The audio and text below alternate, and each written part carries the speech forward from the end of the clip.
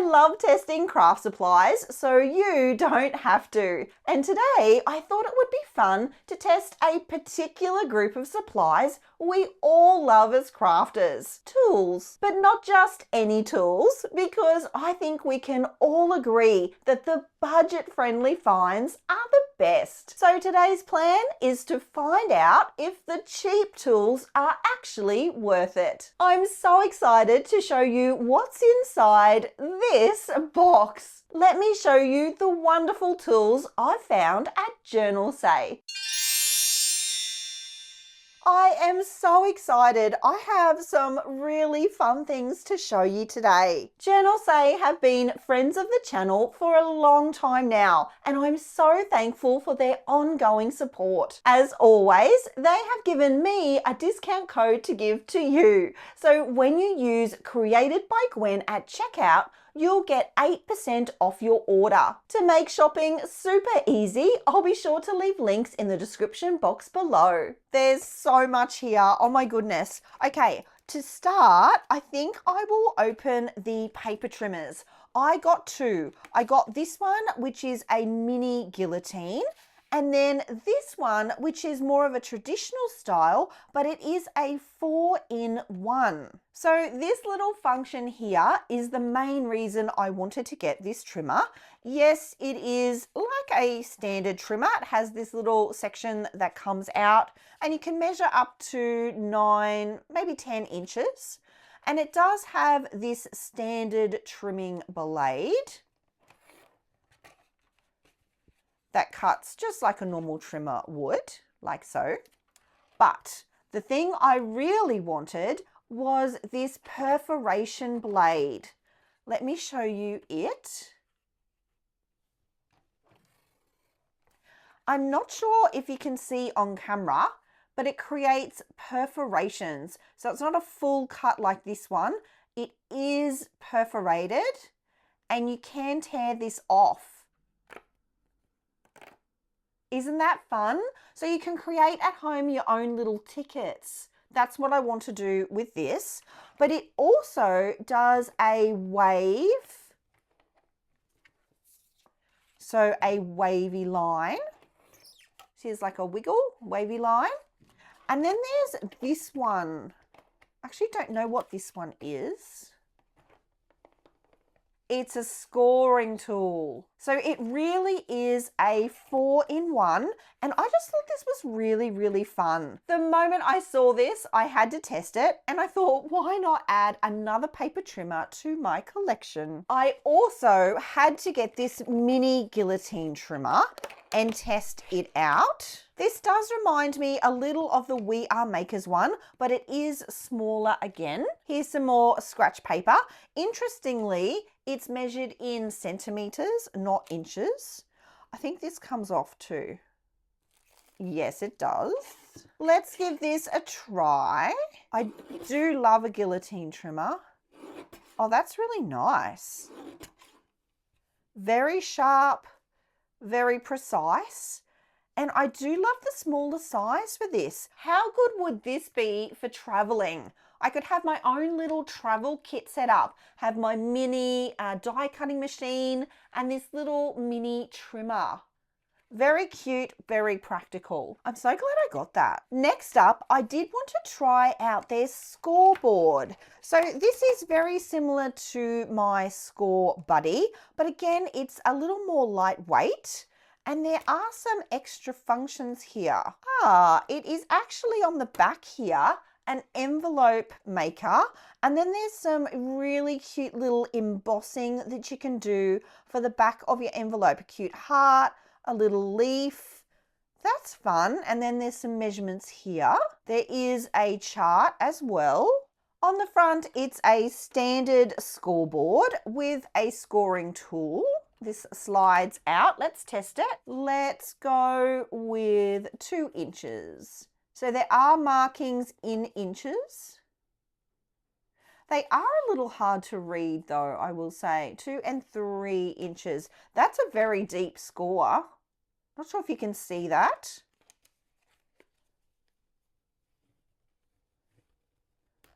Very deep score and very crisp lines. So I really like that. So it is a lot thinner than my other scoreboard. On this side, we have inches. So down this left edge is inches and across the top. And then this side and here are centimeters. The score lines themselves, though, are in the inches marks. It's another great travel option. And also, I think too, if you're crafting in a smaller space, that has done an excellent job. If you're enjoying this video and want to see more crafty hauls, product reviews, and papercraft tutorials, press subscribe like a sticker to a scrapbook. It lets me and YouTube know that you love my videos and will mean you won't miss a thing. Now, I also had to get a bunch of their punches. They actually have quite a few, and I got a few from each of the categories. So this one is a corner rounder punch. Let's test it. Let's put some round corners on here, shall we? There are four different settings. So depending on the type of rounding you want, you have some options. That's really nice. Oh, this one's really big. That's a lovely soft curve. And then they have a tighter curve here as well. Just takes the corner off. I don't know if you can see the difference there. So this is like just taking the tip of the corner off. And this one's really quite wide, a lovely big swooping kind of curve. And then what's this one? I've run out of corners. Let me try, what's this? This seems interesting. Oh, it's the other way. This is perfect.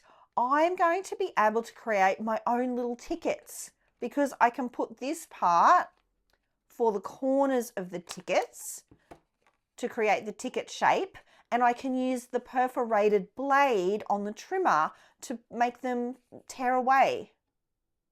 So fun, so simple, but a really handy tool to have. And I like too that it does have this little catcher. I've got a cheaper one of these and it doesn't have the catcher and you end up with little bits of paper everywhere. This one's really nice quality. I actually really like that. Okay, then there was this. This is a border punch. And if you've been around a while, you might remember the Martha Stewart border punches. This reminded me of those. So what you do is you punch along the edge. So you just start anywhere really and do your first punch. Then you use the pattern to line up on the printing here to make the pattern flow down the edge. It extends the pattern there. I'm just going to check that I'm lined up here. And then you can create this really pretty edge to your papers. How nice is that? And they actually had these in several designs. I just chose one, but I think there was maybe 4 or 5 or 6. Isn't that pretty?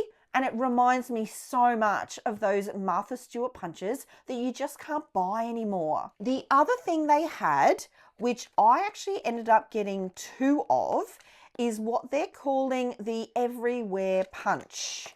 I got this in a heart shape and in a circle as well. And yes, as the name suggests, you can punch anywhere. So if you take a standard punch, for example, you can only punch in as far as the punch will let you. And in this case, it's actually not that far. See, it's just a couple of mils in from the edge. This, you can punch anywhere. So it does come in 3 parts and they are magnetized together. So these are the instructions. You position the blue section first, then the base on the bottom, and then the top part. And what happens is it really does click in. It's quite strong, the magnet, so you can really tell where it's going to go.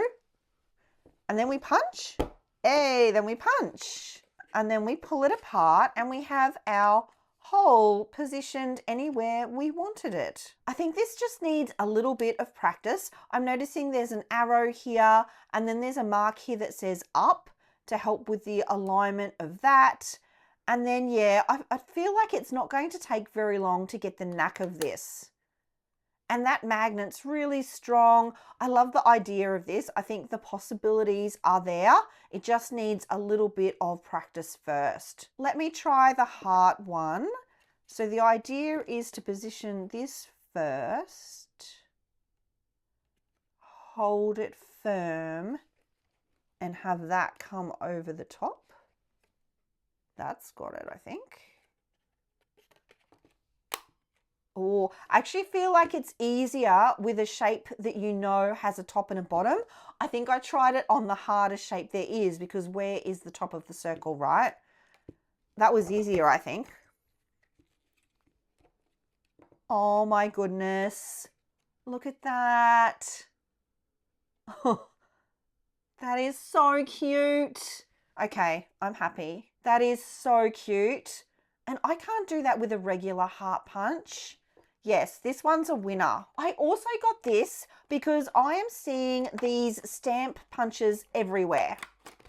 And I needed one. Let's test this out. I think this is going to be cute. It is very cute.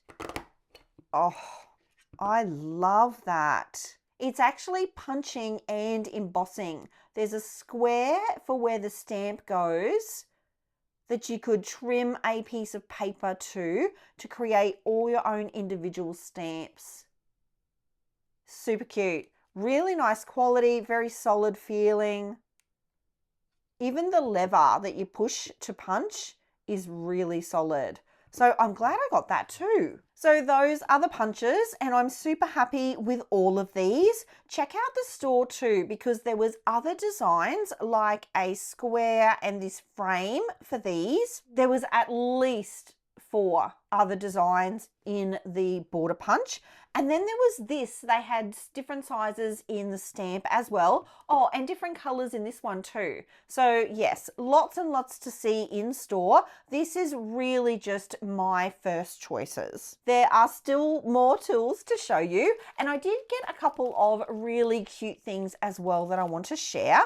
So let's just do this quick stamp first. This is really just a date stamp. I have had similar stamps in the past, but we're up to 2026 now. And I think this one goes to 2036, 37. It goes to 2037 from 2026. So I'm going to have this in my stash for a very long time. Of course, we need to test it. So I did get this ink, and I have had this ink before actually. So I just went with a color that I hadn't purchased in the past. This is textured cardstock, so I don't know whether that's the best choice, but here we are. Ooh, lovely. That ink is very nice. Check that out. So that's just on the back of my textured cardstock. Very juicy. And it's super cute. It's like vintage style. And it comes in a little stand. I also got this stamp. They have a bunch at Journalsay, and I've been collecting them over a time. So this is a new one to me. A cute little background I thought was nice. And then I also got this stamp. This one I have not tried before. It says sponge seal, and I want to say that that just means like foam stamp. So let's see.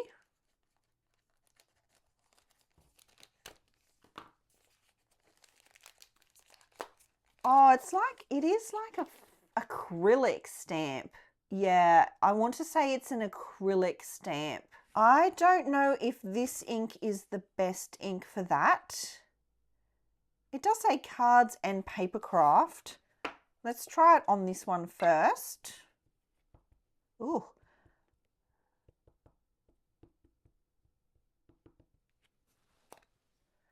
I have made a mess. I think it's dye ink, but I don't know for sure. Oh, pretty. Isn't that pretty? I love that as a like a background texture. I'm not sure how well I'll go at lining it up, but that was the idea. That's pretty. I really like that. Okay, that's that one.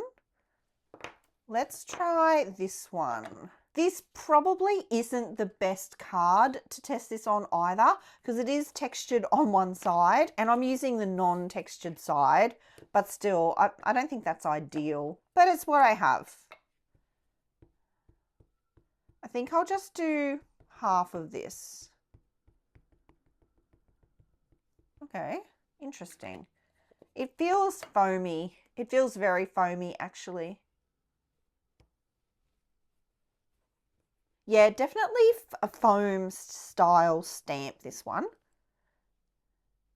Ooh, that's pretty. Imagine that in a really soft, lovely shade of green, filled for a card front. I really like that one. That's really cool. Okay, they're winners. So that's the stamps. I then also had a bunch of stencils. Let me show you these. I liked the bigger format of these. They're quite large. They are like the stencil area is over 8 inches high by like 4 3/4 inches. So very large stencil format and just a lot of patterns. So some like a grid. This is more like bubbles, I guess. This is some bricks, more solid bricks. This splatters I really liked because it's like mixed media for me because it's very controlled, clean mixed media. I thought that was fun. This is like a cheetah print, leopard print sort of style. Then there was wavy lines and then these really pretty dots, which I thought could be fun as well. So that's those. I also got embossing folders, which we should have a try of, hey? There's this one, which was like a background texture.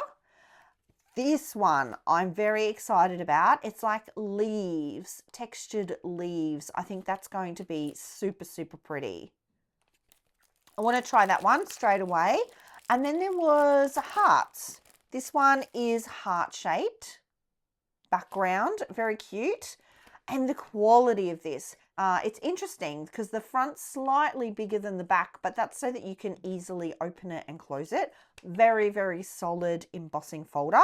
Let's give it a go. I've pre-cut this panel for something else, so I think we should use that. I'm not going to add water. I think I want to see what it's like just straight from the folder. The hard part now is going to be figuring out which die stack to put it through on. Okay, so embossing folder and one regular plate. So it's quite thick, doesn't even need the embossing plate. Let's see. Ooh, that is so nice. Can you see that? I hope you can see that. It's beautiful. It's got lots and lots of layers in it, actually. I really like that. Awesome. That's really good too. So left is this. This is a blade, a cutting blade for fussy cutting out things, which I don't generally do with a blade. But sometimes I do think it would be easier with a blade than with just my scissors. So I'm not sure. Oh yes, I can see it there. Let me put down my glass cutting mat. So I don't use these things at all. So it's going to be an interesting test because I've got no experience with using a blade like this. I think the glass mat's a good choice. So it's created the cuts really, really well. So I'm guessing like if you wanted to do the inside pieces of cut files, this would be quite handy. And with a little bit of practice, I'm sure I would get really, really good at it. Yeah, look at that. I like this. It feels like a pencil, like you're holding a pen or a pencil. And cutting on the glass, I think, helps too. Very safe too with the lid. So now I can pop it in my drawers, no problem. Okay, I do have a couple of really fun things to show you. That's all the tools, but there are a couple of cute things I also got while I was shopping. I'm really curious to know which of the tools from today's haul will you be adding to your cart? Let me know in the comments below. So first up, I got this. This is a little notebook type situation.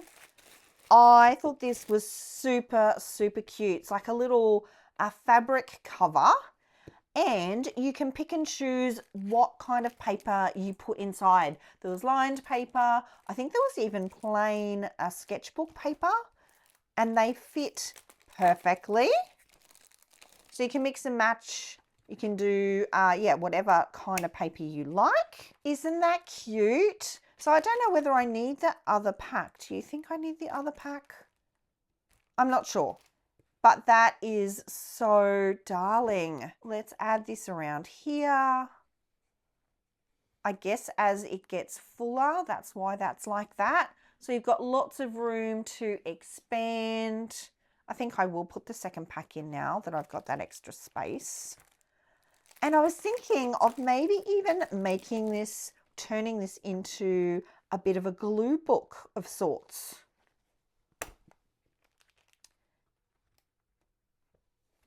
Oh yeah, 2 packs is nice. It's actually the perfect amount. And then I think you can shorten this too. So you could go like, could like double hook it maybe. Make it nice and secure. Isn't that cute? I also got this, and I have a similar book of PET sticker girls, and I've used a lot of them. This book I liked because it had a little bit more variety in it. The other one that I had was all kind of vintage sort of style girls, whereas this one has girls in all kinds of different outfits, different sort of themes. There was even this like ballet core kind of vibe one that I really, really liked, and there's so many in here. So I got that as well. Very cute. Journalsay have the cutest PET stickers. I featured a lot of them on the channel in the past too. They are lovely. I also got this really cute little notebook. It says Cat Diary. Everything will come to you at the perfect time. But it is actually just a little blank notebook. But it's cute, isn't it? I might even give it to Caitlin for Christmas. Set it aside and give it to her for Christmas because it is very, very cute. She loves cats as much as I do. And she likes baking, actually. I think I will. I think I'll put this in her Christmas stocking. So I do have a confession. These are not the only tools I've found at Journalsay. If today's video has you curious and you want to know how cheap supplies compare to their more expensive counterparts, be sure to watch this video next. I found a stack of cheap and expensive craft supplies and compared them side by side so you know which ones to shop and which ones to skip. Thank you so much for being here, my creative friends. I'll see you again really soon. Until then, bye!